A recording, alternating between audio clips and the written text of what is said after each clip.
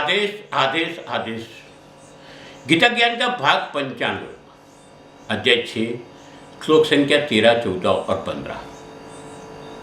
योग करने हेतु आसन के बारे में बहुत ही बारीकाई से भगवान श्री कृष्ण ने सीख दी। आसन खुद का होना चाहिए। आसन माला और शंख दूसरों किसी का उपयोग नहीं कर सकते हो आप, ना ही दूसरे को दे सकते हो। साथ में आसन कैसा होना चाहिए? आसन बहुत ऊंचा भी नहीं होना चाहिए, नीचा भी नहीं होना चाहिए। यहां तक की बात बोल दी कि अंतःकरण और अपरिग्रह के रूप में अपने मन को और चित्त को साफ करने की बात। यही श्रृंखला में क्या कहते हैं, देखिए यहां जो श्रीमद् भागवत गीता के माध्यम से जो कहा गया है वो हमारे गुरुजनों ने सहज भाव से हमको सिखा दिया है। बोलो, है ना गुरु कृपा। चलो आगे बढ़ते हैं। 13वें और 14वें श्लोक की बात करें तो उसमें कहा है, योग के अभ्यास के लिए मनुष्य को अपने शरीर, गर्दन, शरीर और सिर को अचल और स्थिर रखकर, नासिका के आगे सिरे पर दृष्टि रखकर, इधर उधर अन्य दिशाओं में न देखते हुए, बिना किसी भय के, इंद्रियों के विषयों से मुक्त ब्रह्मचर्य व्रत में स्थित होकर, मन को भली भांति शांत करके, मुझे अपना लक्ष्य बनाकर और मेरे ही आश्रय होकर अपने मन को मुझ में स्थिर करके मनुष्य को हृदय में मेरा ही चिंतन करना चाहिए। 15वें श्लोक में बोलते हैं, इसी प्रकार निरंतर शरीर द्वारा अभ्यास करके मन को परमात्मा स्वरूप में स्थिर करके परम शांति को प्राप्त हुआ योग में स्थित मनुष्य सभी सांसारिक बंधन से मुक्त होकर मेरे परम धाम को प्राप्त कर पाता है। योग कैसे किया जाता है, इसके लिए आसन कैसा होना चाहिए, ये बात हमने की। मगर यहाँ एक बात और बोल दी कि अभ्यास करते रहिए। आगे हम बोलेंगे इसके बारे में, मगर शरीर का अभ्यास जरूरी है। तो शरीर का अभ्यास कैसे करें? मन की स्थिति कैसी होनी चाहिए या शरीर की स्थिति कैसी होनी चाहिए, ये बात अब बताइए, जो बहुत ही समझने लायक है। जब भी हम मंत्र जाप करने बैठते हैं तब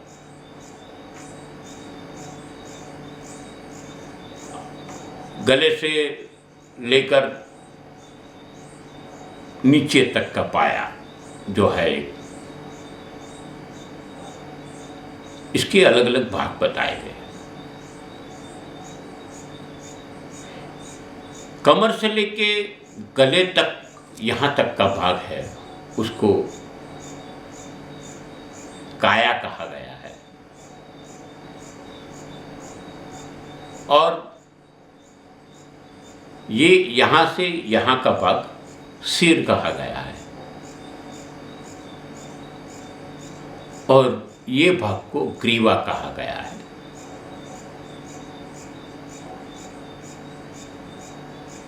यानी ग्रीवा क्या है, तो काया और सर के बीच का भाग है, वो ग्रीवा है। यहाँ कहा गया है कि काया, ग्रीवा और सर एक ही लाइन में होना चाहिए, सीधा रहना चाहिए, यानी कि एक रेखा में होना चाहिए। इसमें क्या होता है कि आगे झुकने से नींद आ जाती है और ज़्यादा हिलचाल करने से चंचलता प्राप्त होती है। ये बहुत समझने लायक बात है। भगवान ने यहाँ पे सिद्धासन, पद्मासन इत्यादि आसन कोई बात नहीं की है। हाँ, सिद्धासन, पद्मासन इत्यादि आसन शरीर के स्वास्थ्य के लिए जरूरी है, मगर यहाँ कोई भी आसन की बात नहीं की। जिस परिस्थिति में बैठ के आप खुद को, आपको अनुरूप लगता हो, आप इस कार्य की, इस अभ्यास में आप कष्ट न प्राप्त करते हो, ऐसे उसको वो आसन आप कर सकते हो। हाँ, शरीर को सीधा रखना है जिससे स्थिरता आती है। जिस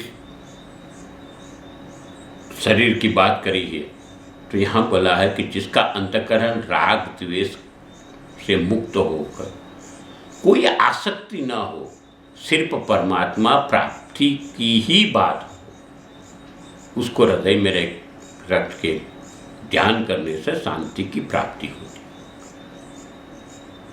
यहाँ आसक्ति की बात फिर आई। यहाँ क्यों कहा? क्योंकि कई लोग जाप तप मन ध्यान सब करते हैं, मगर यज्ञ सब करते हैं, मगर ये क्यों करते हैं? कुछ पाने के लिए करते। किसी को सिद्धि हासिल करनी है, किसी को रुचि हासिल करनी है, किसी को कुछ न कुछ पाना है। ये सूचक बताया गया कि कोई अपेक्षा नहीं रखनी है। दूसरी एक सूचना भी दी है कि बिना भय को बैठना है। मैं और मेरे की ममता छूट जानी चाहिए। ये भय का नाश हो जाता है। मरना एक कटु सत्य है। मरना तो सबको है। मरने को भी आनंद में लेने और ये बात बोली है।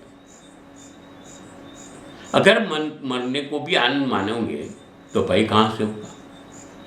गुरु गोरक्षनाथ जी कहते हैं कि मरने का अर्थ सिर्फ मृत्यु नहीं है, बल्कि दुनिया की मोह माया से मुक्ति और अहंकार को त्याग कर आध्यात्मिक मरना है, जिसमें योगी भौतिकता का त्याग कर आत्मज्ञान को प्राप्त करता है और अविनाशी को देखता है। ये शरीर का मृत्यु होता है, इसके पहले की चेतना मृत्यु की बात की है। ऐसे तो हम लोग बोलते हैं, मरो वे जोगी मरो, मरो मरण में है मीठा, तिस मरणी मरो जिस मरणी गोरख मर डीठा। ऐसा मरो कि मुक्त मन से। कबीर जी ने एक बात बोली थी, जब जग में मैं आया तब मैं रोया सब हंसे, ऐसा जीवन जी चलो। जब मैं गया, यानी मैं जब चला गया इस धरती से, तब मैं हंसता था, जग रोया। ब्रह्मचर्य की बात भी यहाँ की है। समझना है कि इस समय एकांत होने पर जब ध्यान करते हैं तो मन में वासना और दूसरी प्रवृत्ति में मन खींचा जाता है। इसको रोकने की बात की है, मन को संयम में रखने की बात की है। यहाँ ये सब में सावधानी रखने को बोला है, क्योंकि हमारा मन भागता है और माला हाथ में रहते कभी मंत्र भी भूल जाते हैं। ऐसे संजोग में जागृति जरूरी है।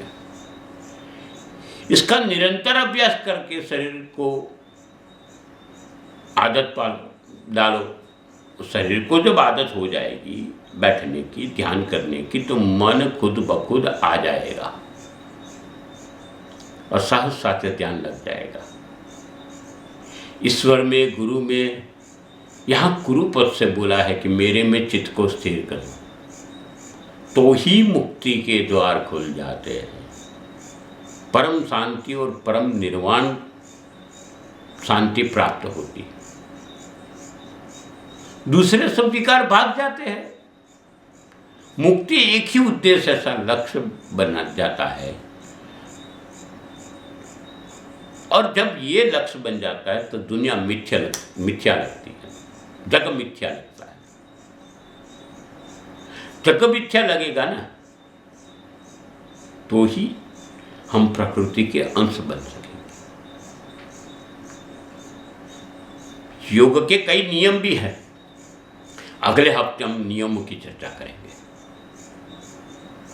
तब तक मगर हमसे जुड़े रहने के लिए इस चैनल को सब्सक्राइब कर दीजिए, इस वीडियो को लाइक कर दीजिए, लोगों तक पहुंचाइए, शेयर करिए, ताकि